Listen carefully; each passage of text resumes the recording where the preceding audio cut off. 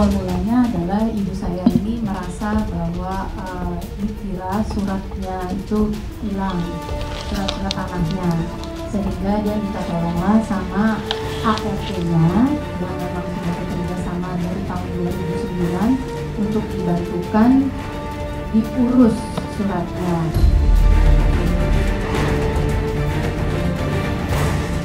Alih-alih diurus, tapi ternyata kenyataan yang terjadi adalah dia diam-diam menukar semua surat yang diminta tolong untuk diuruskan itu dengan namanya pribadi.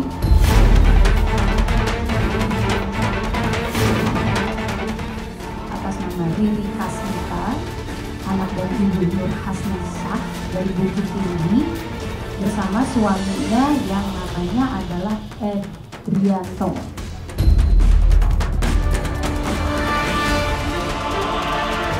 Jadi ada keenam surat itu dia ditukar namanya jadi nama mereka. Terus ada sebagian dialirkan ke bank dan sebagian lagi dia jual.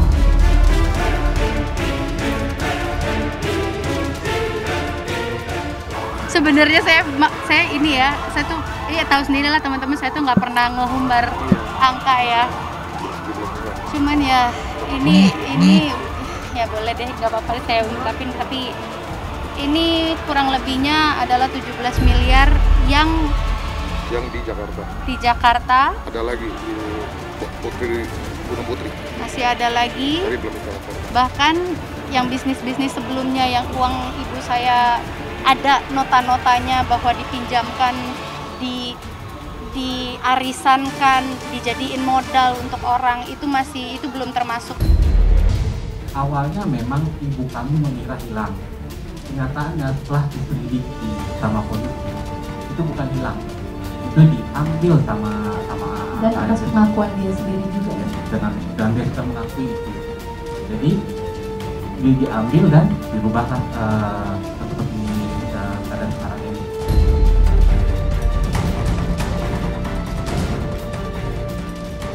Jadi memang kondisi ibu saya waktu dia minta tolong disuruh minta tolong mengurus suratnya itu memang usia mama saya tuh udah pada usia yang ada lukanya, terus memang ya udah usia. Tapi yang saya kesel, maaf ya kalau agak emosional ya, gitu, karena ibu saya sudah meninggal 2 tahun yang lalu dan berat buat saya karena saya tahu ibu saya itu meninggal tidak tenang.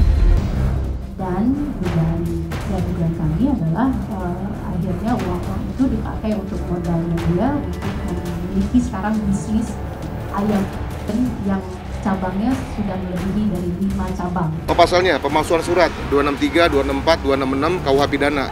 Ancaman maksimal 7 tahun penjara sama kita laporin pencucian uang. Karena diduga uang hasil menjual, menjaminkan tanah milik warga Nirina digunakan untuk bisnis ayam. Ya kami menduga ada pencucian uang di situ. Iya, itu kan memang sudah Om Deddy bicarakan ya sama Pak Faisal pada saat itu. Jadi kita ingin mengasuh bersama, tapi ternyata memang ini harus ada ketetapan hukumnya untuk gala ini. Jadi hak perwalian anak itu memang harus ditetapkan oleh pengadilan. Jadi ternyata Pak Faisal sudah mengajukan itu ke Pengadilan Jakarta Barat.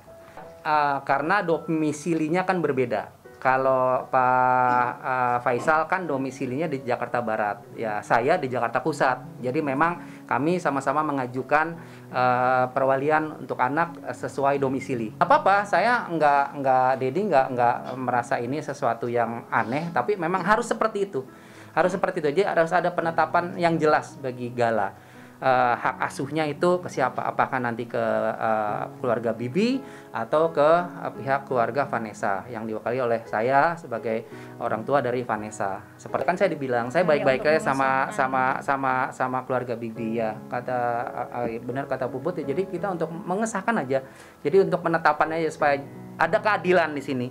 Gitu. Jadi ada keadilan yang sudah ditetapkan oleh pengadilan, seperti itu aja. Tapi untuk hubungan kami baik-baik saja sama keluarga Bibi.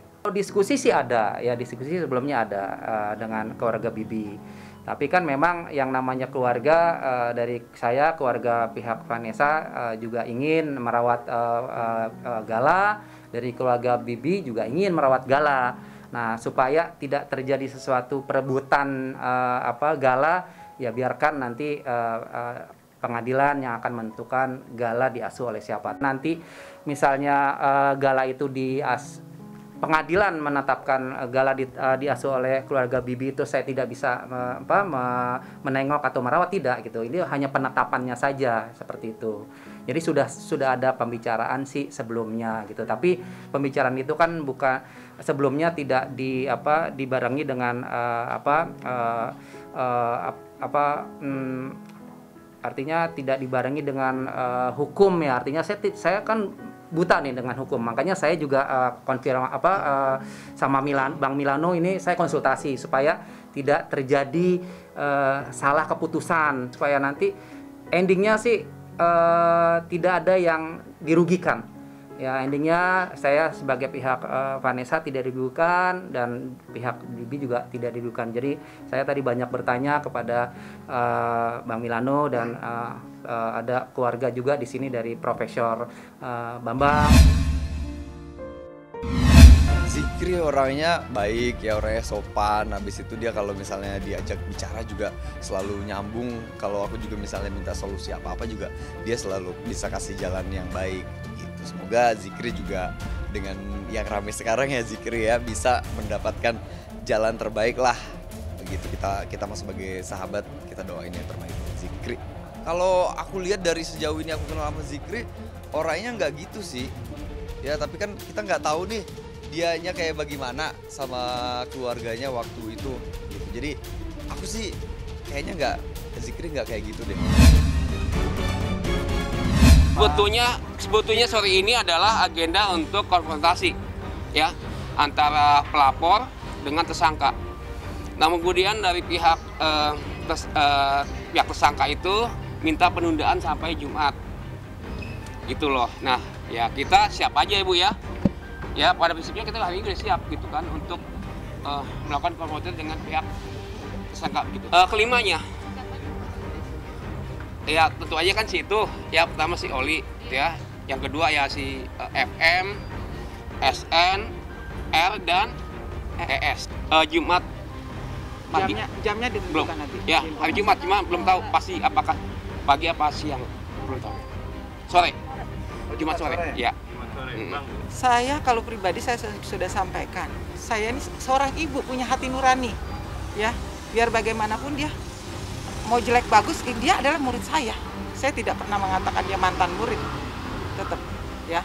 Jadi ya merasa prihatin lah tentunya. Apalagi dia juga punya anak gitu loh. Seperti itu, apa kata nanti masa depan anaknya. Kalau dia suka, oh ternyata nanti mama kamu mantan ex dan sebagainya, itu kan kasihan, akan membekas nanti seumur hidupnya. Kalau masalah lega tidak lega ya, itu sekali lagi itu kembali ke hati nurani. Saya sekali lagi sebagai seorang ibu lah, nggak ada istilah lega-lega, tapi saya mengapresiasi dengan kinerja yang sudah dilakukan oleh kepolisian yang luar biasa ya, kerja keras untuk mengungkap, karena korbannya ini juga ya kita juga harus pikirkan korban ini sekian banyak ya, bukan gara-gara mohon maaf ya, gara-gara satu orang mengorbankan yang 225 orang ini, gimana perasaannya kan seperti itu. Begini, saya kasih bocoran sedikit deh, satu aja deh ya. Ada tersangka yang sudah ketemu Bu Agustin, ya. Tadi menangis, minta maaf Bu Agustin. Benar Bu? Ya. Jangan sebut nama Bu ya. Ya. Datang Bu Agustin minta maaf Bu Agustin. Apa kata dia Bu? Minta maaf sebesar-besarnya. Dia peluk saya juga peluk dia. Kita menangis bersama. Ya, dia minta maaf karena dia hanya disuruh saja. Itu aja. Seorang guru juga kamu? Jangan dulu.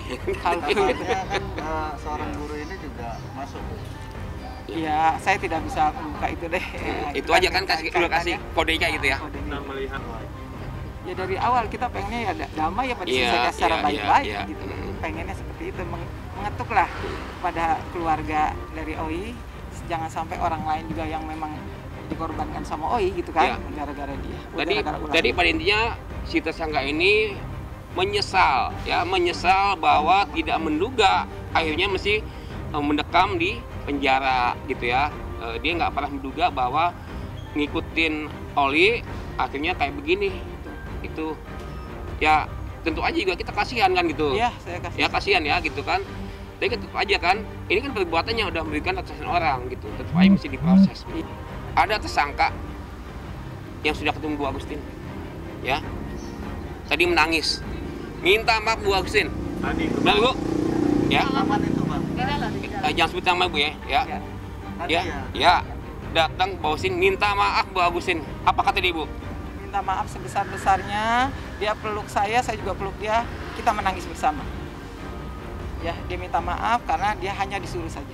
Kalau kita kan di dalam posisi untuk narik orang ya, yang jelas kan kita sudah ungkap bahwa Rafli sebagai pelapor ya berperan sebagai orang yang menerima dana dari korban kan gitu.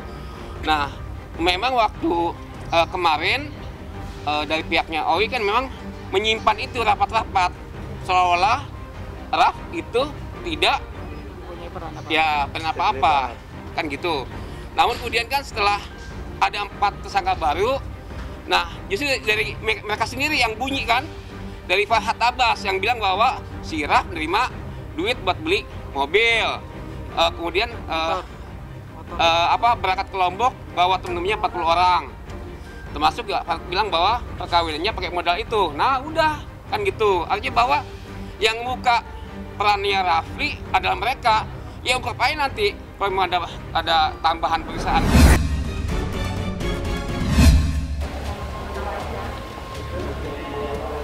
Udahlah, serius. Gua nggak mau ngomong.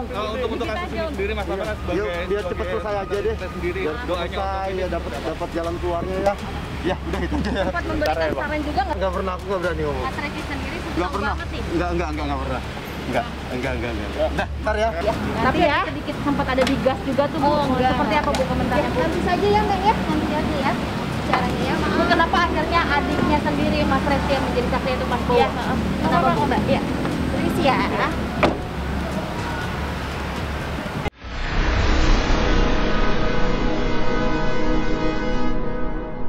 Jadi jangan lupa untuk subscribe Cumi Cumi.